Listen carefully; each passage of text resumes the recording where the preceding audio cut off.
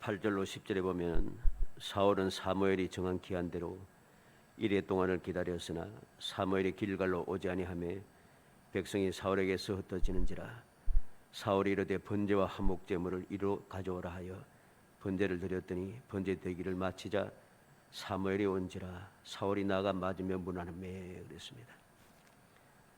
여기 보니까 사울 왕이 사무엘의 정한 기한대로 이레 동안을 기다렸지만은 사무엘이 오지 않았다는 거죠.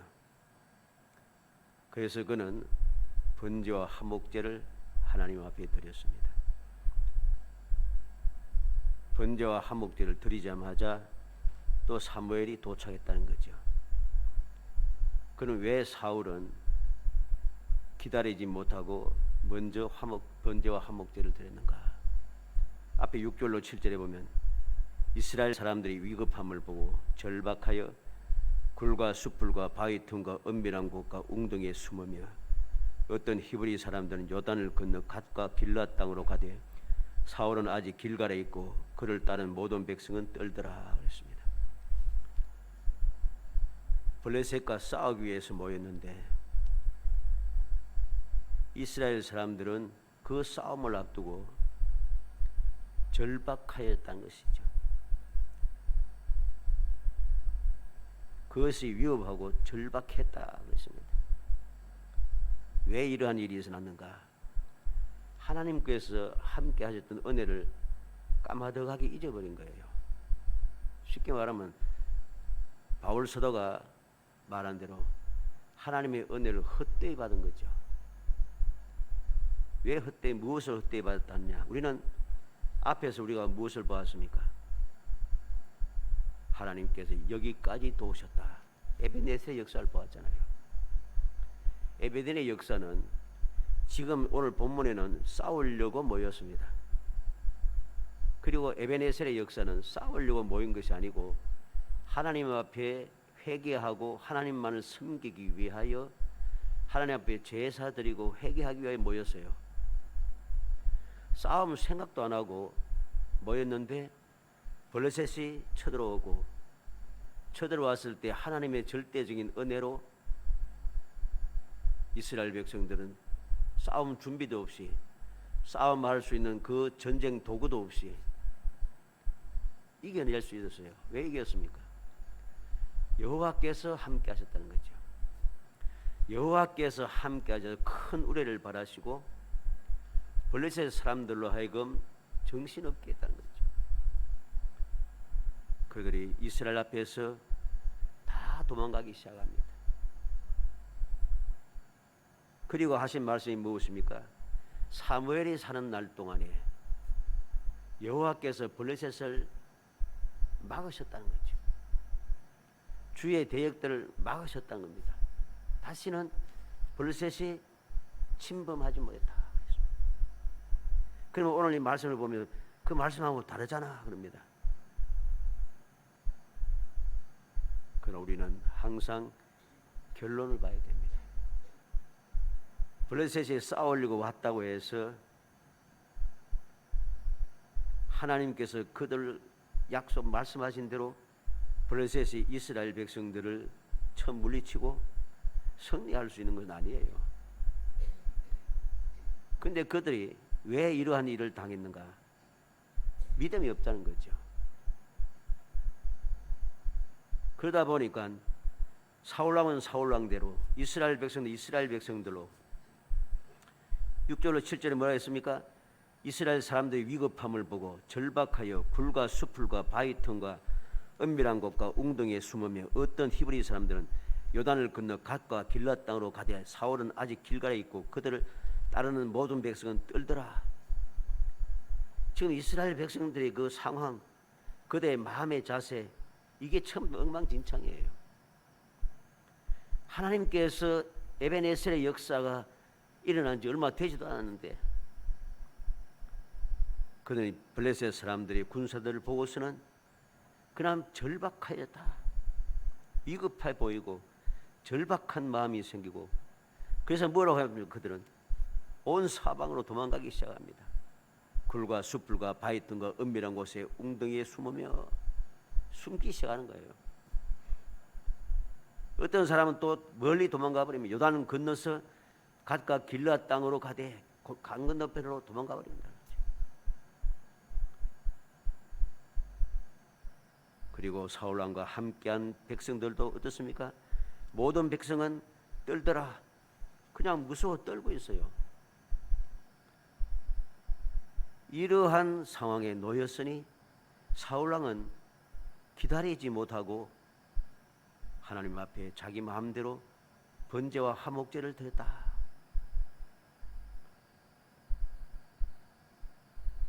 이렇게 한 것을 보고 사무엘이 도착해서 뭐라고 합니까? 11절에 사무엘이 이르되 왕이 행하신 것이 무엇이냐? 왕이 행하신 것이 무엇이냐? 오늘은 이 말씀을 살펴보려고 합니다. 왕이 행한 것이 무엇이냐? 나는 무엇을 행하였는가? 나는 여러 가지로 이유를 대고 변명을 하고 원망하고 불평하고 그래 하고 있지만은 나는 과연 무엇을 행하였는가? 이걸 생각해야 됩니다. 사무엘이 바로 이 사실을 이야기하는 거죠. 왕이 행하신 것이 무엇이냐?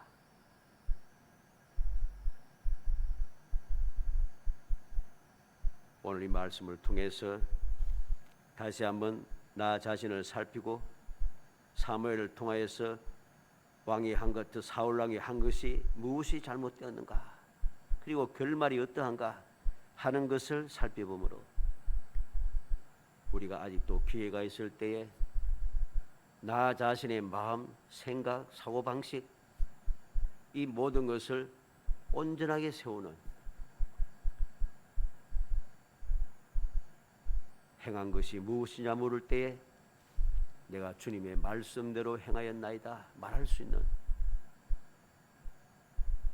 그런 온전한 믿음의 사람이 되어서 어떠한 상황에도 주님의 평안이 넘쳐나고 주님의 기쁨이 충만하고 주님이 약속하신 승리의 기쁨, 또 영원한 행복한 삶, 이 삶이 2023년 동안 늘 항상 함께하기를 주의 이름으로 축복합니다.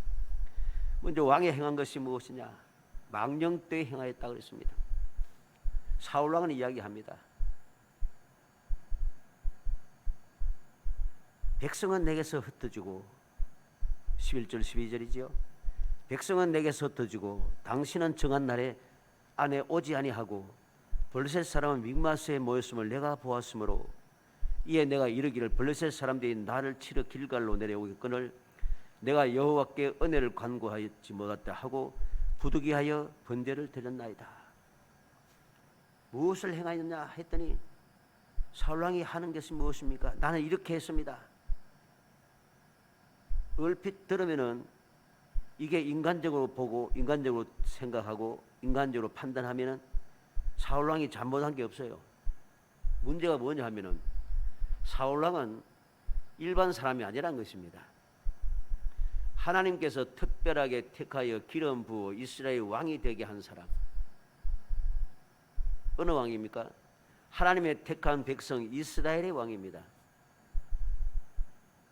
쉽게 말해서 오늘날로 치면은 예수 믿는 사람이란 거죠. 믿는 사람이란 겁니다. 믿는 사람이 믿지 않는 사람과 똑같은 사고방식을 가지고 살아서는 안 되는 거예요. 오늘날의 문제가 뭔 줄 아십니까? 오늘날의 많은 문제가 바로 믿음의 사람들이 믿지 않는 사람들과 똑같은 사고방식을 가지고 살아가는 거예요. 그러니까 어떻게 되겠어요? 세상 사람과 똑같은 사고방식을 가지고 거기에 기준점을 사고 거기에 그 관점을 가지고 보고 살아가니까 세상 사람들처럼 살 수밖에 없는 거예요. 세상 사람은 어떠합니까? 세상의 관점이, 세상의 사고방식, 방법, 경험, 모든 방법이 무엇입니까? 세상의 방법대로 살면은 가면 갈수록 힘든 거예요. 물론 그렇지 않은 사람도 많다고 하겠죠. 많지 않습니다.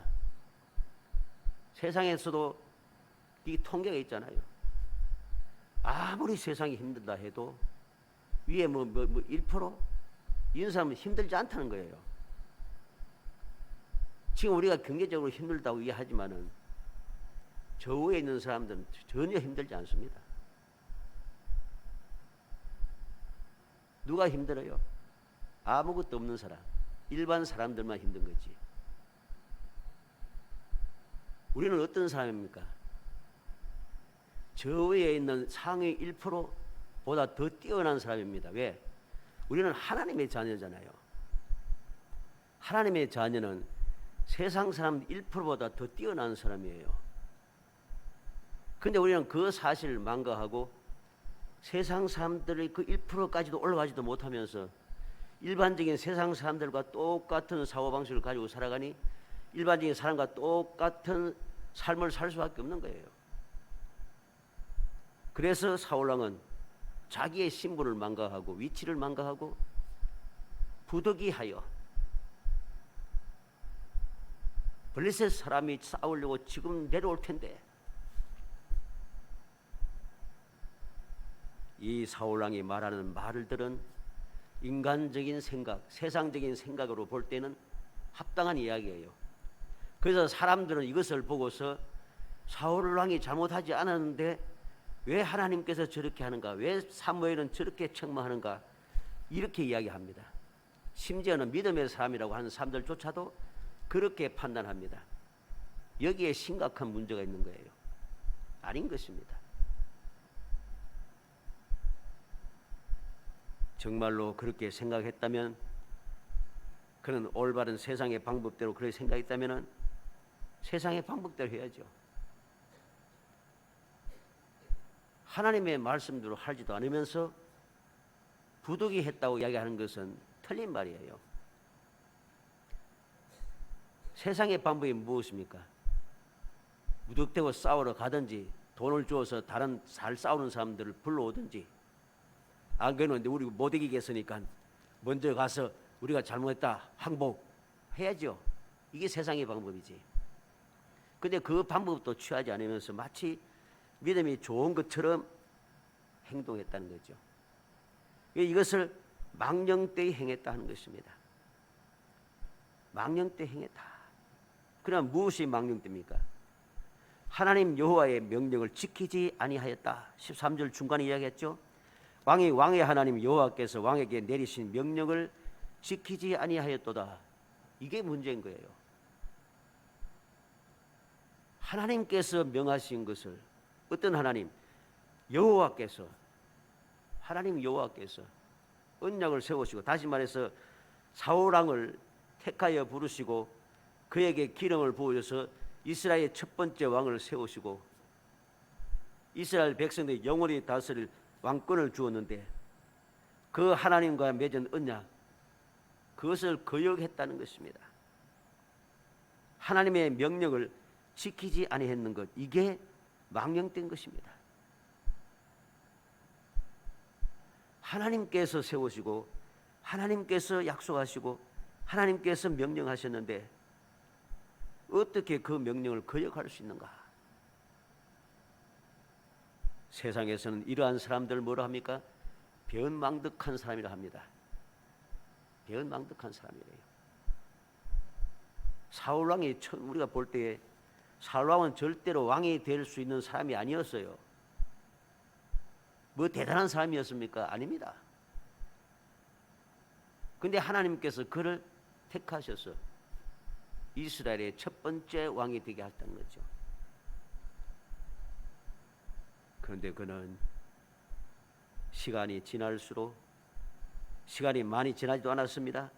세월이 많이 흘러지도 않았어요. 그런데 어느덧 처음에 기름 부음을 받을 때보다도 그때의 마음과 지금의 마음은 전혀 다른 거예요.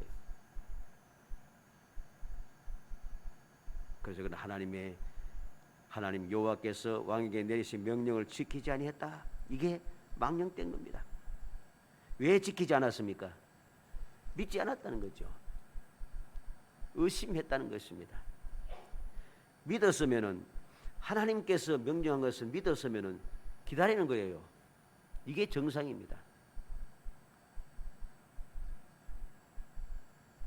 지금 이게 너무나도 위험하고 너무나도 힘든 일, 싸움 직전에 있는데 어떻게 하라고?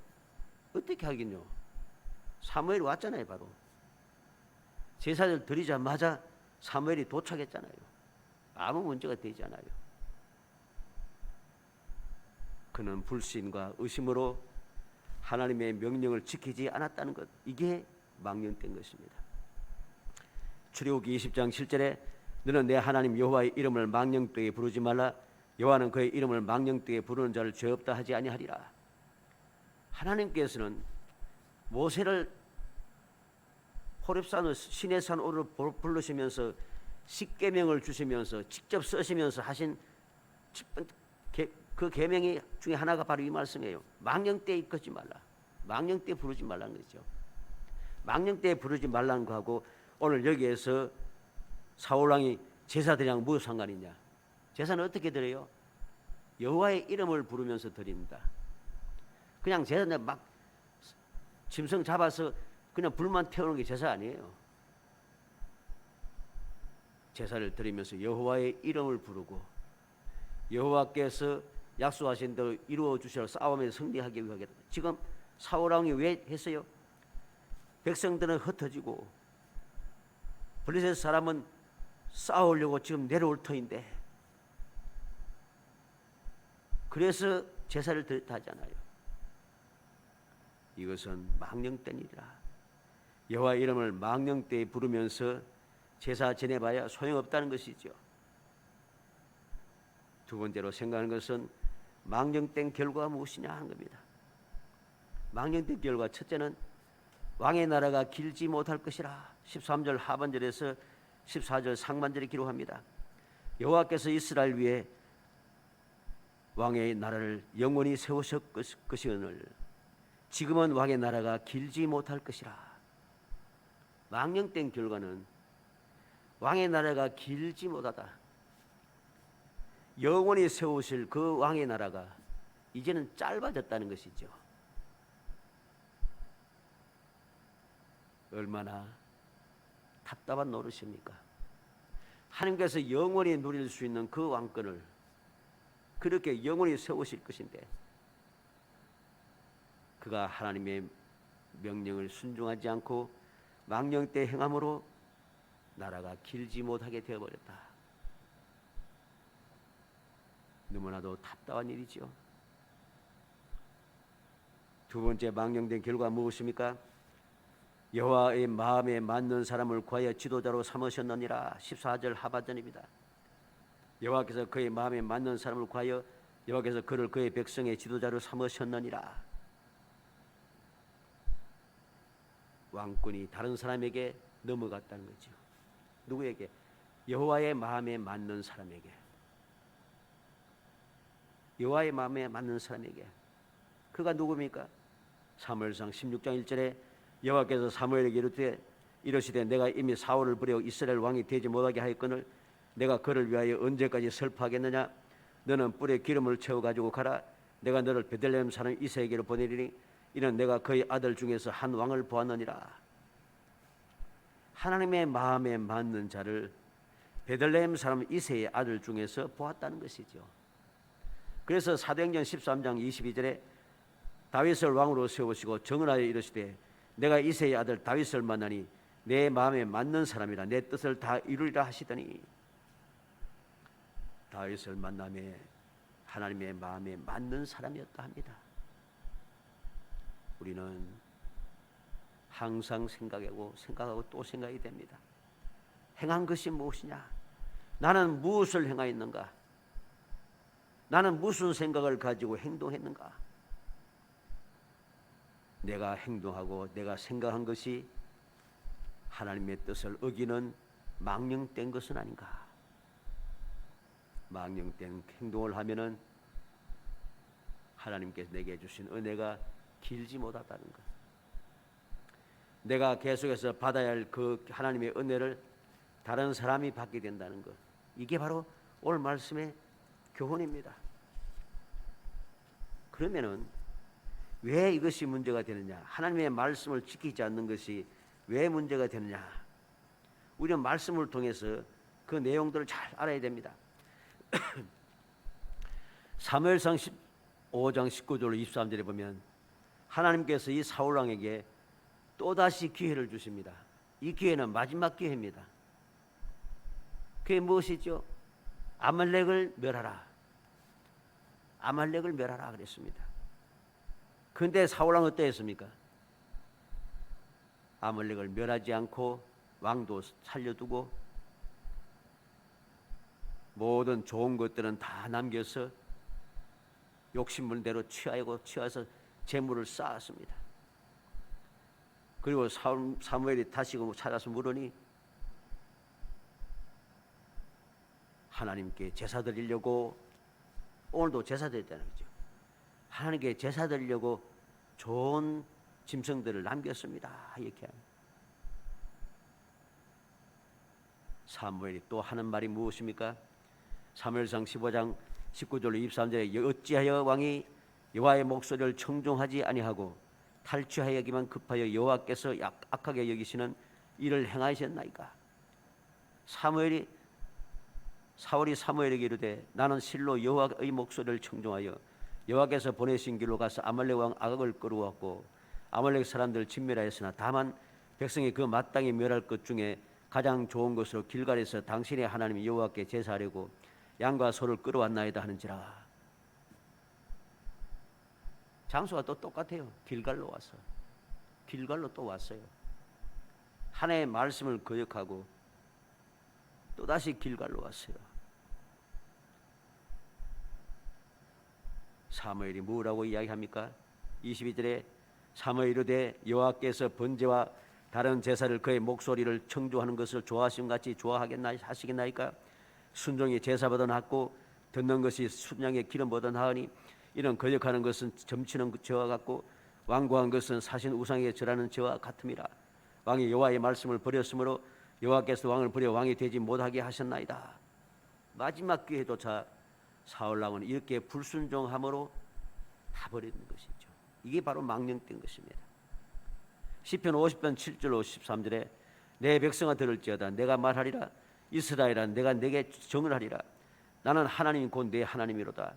나는 내 재물 때문에 너를 책망하지 아니하리니 내 번제가 항상 내 앞에 있음이로다.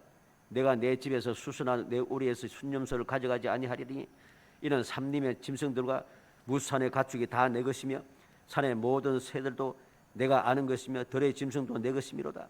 내가 가령 줄여도 내게 이르기를 이르지 아니할 것은 세계와 거기에 충만한 것이 내 것이미로다. 내가 수소의 고기를 먹으며 염소의 피를 마시겠느냐? 하나님께서 제사를 원한 게 아니라 그랬어요. 천지 만물이 다 하나님께서 창조하신 하나님의 것인데 뭘 그것을 취하겠다 합니까? 취하지 않으신다고 분명히 말씀합니다. 이사야 1장 11절로 14절에 여호와께서 말씀하시되 너희의 무수한 재물이 내게 무엇이 유익하뇨?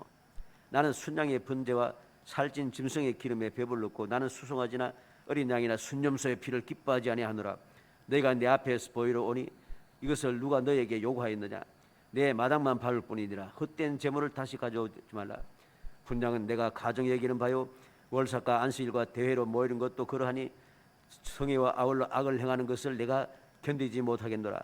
내 마음이 너희의 월삭과 정한 절기를 싫어하나니 그것이 내게 무거운 짐이라. 내가 지기에 곤비하였나니라.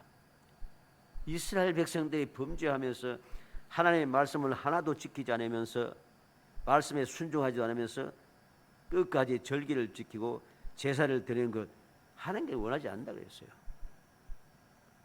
예레미야 7장 22절 26절에도 사실은 내가 너희 조상들을 애굽 땅에서 인도하여 낸 날에 번제나 희생에 대해 말하지 아니하며 명령하지 아니하고 오직 내가 이것을 그들에게 명령하여 이르기를 너희는 내 목소리를 들으라. 그리하면 나는 너희의 하나님이 되겠고 너희는 내 백성이 되리라. 너희는 내가 명령한 모든 길로 걸어가라.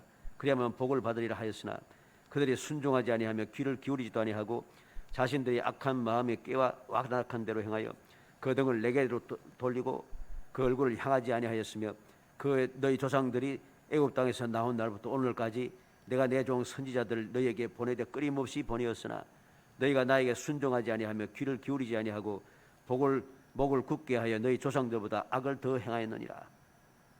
하나님께서 이스라엘 백성들을 애굽 땅에서 인도해내서부터 이스라엘 백성들에게 내게 제사를 드리라 이렇게 하지 않았어요. 그런 사람들이 또 이야기합니다. 하나님께서 말씀에 보면은 번제를 이렇게 드리고 화목제를 이렇게 드리고 속건제를 이렇게 드리고 속죄제를 이렇게 드리라고 했는데 말씀을 잘 봐야 됩니다. 하나님 앞에 제사를 드리려면 이렇게 드리라는 것이죠. 반드시 제사를 드리라 이렇게 하지 않았습니다. 그럼 하나님께서 뭐라고 했습니까? 우리가 하나님의 말씀을 잘 읽어야 돼요. 똑바로 읽지 않으니까 마치 제사를 드려야 하는 것처럼 제사만 드리고 하면 다 되는 줄 착각하는 거죠. 오늘날 마치 그 남미 지역에 마약을 팔아먹고 사람들 막 죽이기를 다반설하는 악당들이 교회를 만들어 놓고 거기서 예배드리잖아요. 이게 잘못된 거예요. 오늘날 이런 일들이 우리나라에도 많이 일어나고 있다는 것입니다. 하나님께서 우리가 창세기부터 시작해서 신명기에 이르기까지 말씀을 자세히 봐요. 그 모세 오경뿐만 아니라 성경 말씀 전체를 다 봐도 하나님께서 요구하는 게 뭡니까? 내 말을 지키라는 거죠.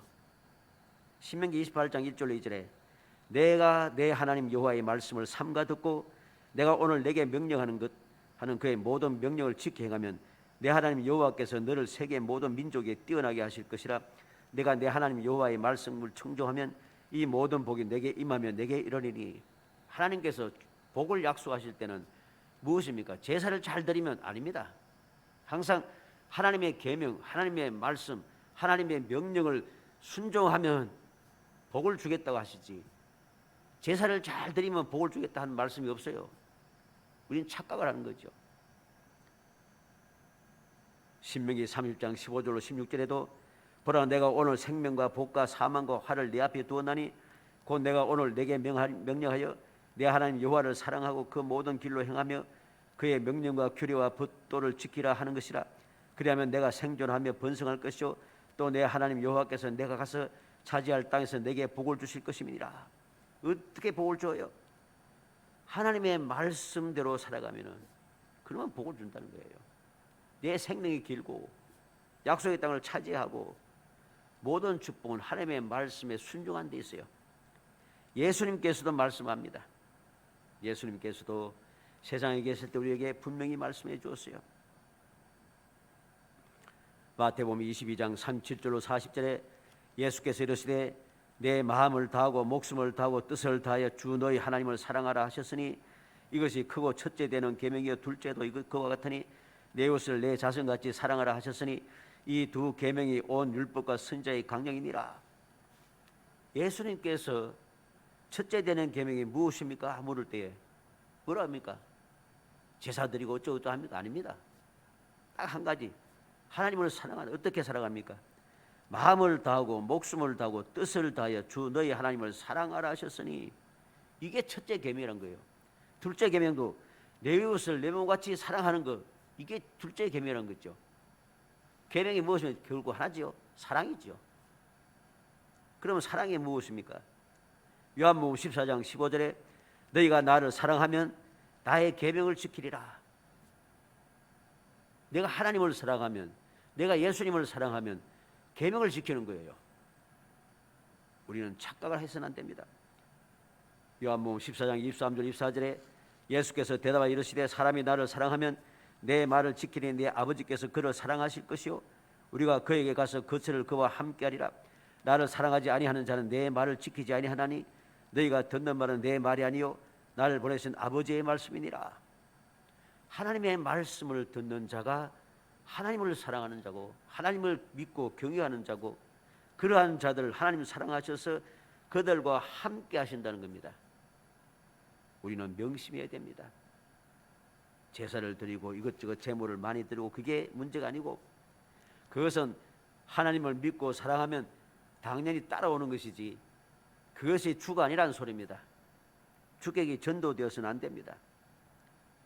하나님을 사랑하는 것, 그것이 바로 말씀을 지키는 것이고 말씀을 지키는 것이 바로 복 받는 비결이라는 것입니다. 살아가는 성도 여러분, 우리는 사울왕처럼 부득이하여라고 말해서는 안 됩니다. 부득이하여. 하나님 앞에는 부득이하여 하는 말은 없습니다. 부득이하여. 어쩔 수가 없어서, 다른 방법이 없어서 그런 말씀은 없어요, 세상에. 하나님 앞에는 있을 수 없는 이야기입니다. 부득이하여. 흩어지고, 백성은 내게서 흩어지고, 이것도 우리가 해서는 아니 된 불신앙적인 말입니다. 왜? 하나님의 능력 숫자가 상관이 없기 때문입니다. 요나단이 이스라엘 백성들이 이후에 나타난 말씀입니다만, 이스라엘 백성들이 싸우려고 모였다가 싸우지를 못해요.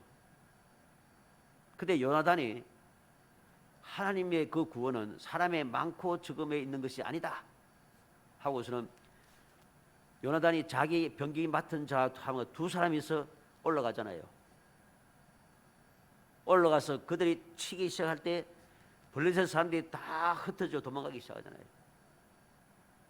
하나님의 도우심, 하나님의 능력, 승리는 사람의 많고 적은 것 상관없어요. 그때 바로 큰 승리가 있었다고 말씀했잖아요. 또한 기도원의 300명 용사도 우리는 생각이 됩니다. 하나님께서는 2만 명이 넘는 그 숫자도 3만 명도 안 되는 숫자를 보고서도 많다고 이야기하고, 10,000명이 돼도 10,000명 되는 것도 많다고 하셨어요. 그리고 300명만 남겼다는 거잖아요. 사람의 숫자가 많고 사람들이 흩어지고 이거 상관없어요. 하나님께서는 모세를 통해서 분명히 말씀하셨어요. 신명기에 뭐라고 했습니까? 싸움을 가기 전에 백성들을 모아놓고 군사들 모아놓고 뭐라고 했으면 첫 번째 하는 이야기 무엇입니까? 마음에 두려움이 있는 자. 물론 그 두려움이 있는 자는 나 힘입니다만은 앞에 집을 짓고 집들이를 못한 사람, 약혼식을 하고 결혼을 못한 사람, 이런 사람은 돌아가라 하고, 그 다음에 군사를 남은 군사들 딱 해놓고는 첫 번째 말이 무엇입니까?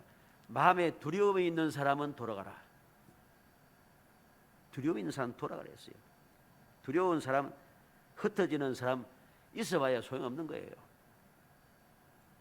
원수는 길가로 내려오겠거늘 그렇게 말해서도 안 됩니다. 부득이하고 흩어지고 원수는 길갈로 내려와서 싸우면 내가 질 터인데 결코 길갈에 내려올 수가 없습니다.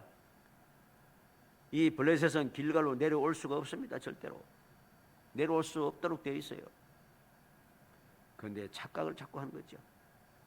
은혜를 간구치 못했다 하고 그렇게도 말할 필요가 없습니다. 하나님께서 원하시는 것은 은혜를 간구하기 위해서 하나님의 말씀을 불순종하고 제사 드리는 게 아니에요. 하나님께서 원하시는 것은 믿고 순종하여 기다리는 것입니다. 기다리는 것이죠. 아무리 부득이한 일이 생기고 사람들이 흩어지고 대적들이 내 주위를 둘러싸도 은혜를 간구치 못했다고 할 필요가 없어요. 하나님께서 기다리라 했으면 기다리면 되는 거죠. 기다리면 하나님께서 나머지는 다 알아서 하시는 겁니다. 이 사실을 우리는 명심해야 됩니다. 세상의 방법대로 사람의 그 관점에서 모든 것을 판단해서는 안 되는 겁니다. 하나님의 말씀대로 지금 여기에 모였으니까, 사울왕이 왜 길갈로 모였어요? 말씀이 나타난 대로 하나님께서 말씀하셨기 때문에 모였잖아요. 그러면 하나님이 말씀하셔서 모였으면 모이면 끝이에요. 그 다음 문제는 하나님께서 하시는 거죠. 우리는 오늘 말씀을 통해서 분명히 깨달으겠습니다. 부득이하여 흩어지고 원수가 길갈로 내려오고 나는 은혜를 구하지 못해서 하나님의 말씀을 거역하고 내 마음대로 행하는 것, 이 망령 때 행하는 것, 말씀을 거역하고 행하는 것, 이것은 절대로 해서는 안 되는 일이라는 것. 세상이 바뀌고 또 바뀌고, 세상이 발전하고 또 발전하고, 과학이 점점 발전하고 모든 기계 기술이 발전한다 할지라도 변하지 않는 것이 하나님의 말씀입니다. 세상이 점점 과학이 발전하니까 사람들이 하나님의 말씀은 아무것도 아닌 것처럼 그렇게 생각하고 있는데 아닌 것입니다. 하나님의 말씀은 영원 불변인 것을 명심하고 또 명심해야 됩니다. 예수님께서도 분명히 말씀했습니다. 율법의 1.1핵이라도 반드시 이루어진다고 말씀하셨는데 우리가 이 사실을 망각하고 하나님의 말씀을 거역하고 행하는 것은 망령 때 행한 것임을 다시 한번 생각하겠습니다. 주님께서 내가 행한 것이 무엇이냐 물을 때 나는 주님의 말씀대로 행하였나이다 이렇게 말할 수 있어야 됩니다. 주님께서 비유를 들어 말씀했죠. 오른편과 왼편에 있는 양과 염소의 비유를 들었잖아요. 오른편에는 양들 뭘 합니까? 주님께서 쫙 축복에 대해서 말하니까 우리는 그런 적이 없습니다. 내가 언제 주님을 영접하고 주님을 모시고 주님 감옥까지 가고 주님께 마실 물을 드렸습니까? 어린아이한테 이 소자에게 연약한 사람 소리가 하는 것이 내게 한 것이다 하시나요? 왼쪽에 있는 염소는 뭐라고 해요? 내가 주의 이름으로 내가 언제 안 했습니까? 또 다른 사람들 뭐라 합니까? 내가 주의 이름으로 선지자 노릇하고 주의 이름으로 귀신도 쫓아내고 병도 고치고. 주님께서는 불법을 행하는 자라 하십니다. 주님이 원하시는 것은 말씀을 믿고 순종하는 것이죠. 간절히 바라기 우리 모든 성도들이 2021년도도 앞으로 영원토록 주의 말씀을 믿고 온전히 순종하며 살아감으로써 내가 무엇을 하였냐 할 때에 나는 주님의 말씀대로 살았다고 말할 수 있는 사람, 그리고 무엇보다 주님께서 내가 이 작은 소자한 것이 내게 한 것이라고 인정을 받을 수 있는 사람, 그런 사람이 되어서 2023년도 꿈같이 누리는 그 은혜가 무엇인가를 정말로 마음껏 누리면서 우리는 기쁘도다, 기쁘다고 말할 수 있는, 정말 기쁨으로 하나님 앞에 감사 찬송할 수 있는 행복한 성도들이 되시기를 주의 이름으로 축복합니다. 은혜 감사합니다. 사랑하여 주셔서 택하여 주시고 택한 저희들 하여금 주님의 은혜를 마음에 새기게 하시고 주의 말씀을 마음에 새기게 하셔서 세상 사람과는 달리 또 아버지 세상의 방법과는 달리 주님께서 명령하셨으니 그 명령에 온전히 순종하여 지키고 또 지키며 기다리고 또 기다리는 사람이 되게 해 주시기 원합니다. 부득이하여 흩어짐으로 은혜를 구하지 못하여 여러 가지 핑계대지 말게 하시고 하나님께서 말씀하셨으니 그 말씀을 끝까지 지키고 또 지켜서 마침내 하나님께서 이루시는 귀한 은혜를 누리는 행복한 사람이 되게 하시기를 간절히 바라고 원합니다. 결코 아버지 망령 때 행하여 아버지 주님께로부터 버림을 당하고 영원한 것을 스스로 빼앗기는 어리석고 미련한 자가 되지 않게 하시며 끝까지 지키고 또 지키며 기다리고 또 기다려 하나님 주시는 영원한 복을 영원히 누리며 후손들에게까지 이어받게 하는 진정 지혜롭고 온전한 믿음의 사람이 될 수 있도록 성령께서 도와주옵소서. 예수님의 이름으로 기도합니다. 아멘.